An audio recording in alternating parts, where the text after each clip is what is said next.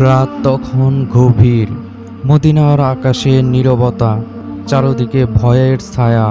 খবর এসেছে মক্কার 1000 সশস্ত্র যোদ্ধা এগিয়ে আসছে, আর মুসলিমদের সংখ্যা মাত্র 313 জন। ভাবুন, আপনার সামনে 3 গুণেরও বেশি শক্তিশালী একটি বাহিনী দাঁড়িয়ে আছে। তাদের কাছে উন্নত অস্ত্র, অশস্ত্র ঘোড়া আর যুদ্ধের অভিজ্ঞতা। আর আপনার হাতে আছে শুধু ঈমানের শক্তি আর আল্লাহর ওপর ভরসা। সেই রাতেই ঘটে এক অসাধারণ ঘটনা। একজন তরুণ সাহাবী নিজের তলোয়ার হাতে নিয়ে আকাশের দিকে তাকিয়ে বললেন, হে আল্লাহ, আগামীকাল যদি আমরা না থাকি তাহলে পৃথিবীতে তোমার ইবাদত করবে কে? এই কথাগুলো একজন মানুষের আবেগ ছিল না, এটি ছিল একটি ছোট্ট উম্মার অস্তিত্ব রক্ষার আহ্বান।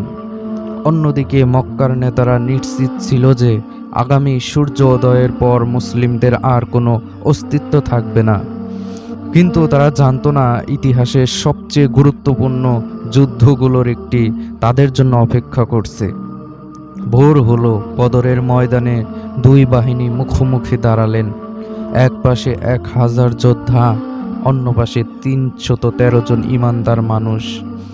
মানুষের চোখে এটি ছিল অসম্ভব যুদ্ধ, কিন্তু আল্লাহর পরিকল্পনা ছিল ভিন্ন। যুদ্ধ শুরু হওয়ার আগে মহানবী হযরত মুহাম্মদ সাল্লাল্লাহু আলাইহি ওয়াসাল্লাম দীর্ঘ সময় ধরে দোয়া করলেন। তিনি আল্লাহর কাছে সাহায্য চাইলেন। সাহাবীরা দেখলেন তার চোখে অশ্রুতে ভিজে গেছে। তারপর যুদ্ধ শুরু হলো। ধুলোয় ঢেকে গেল বদরের প্রান্তর। তলোয়ারের ঝলকানি আর তাকবীরের ধ্বনি একসাথে আকাশ কাঁপিয়ে তুলল।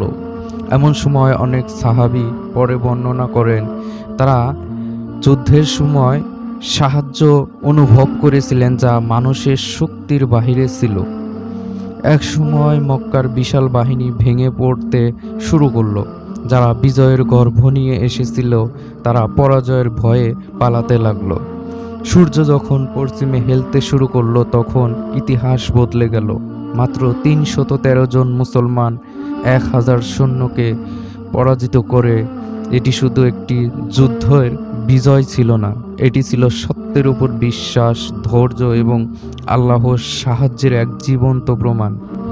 বদর আমাদের শেখায়, শক্তি সবসময় সংখ্যায় নয়, জয় সবসময় অস্ত্রে নয়। যখন ঈমান দৃঢ় থাকে তখন অসম্ভবও সম্ভব হয়ে যায়।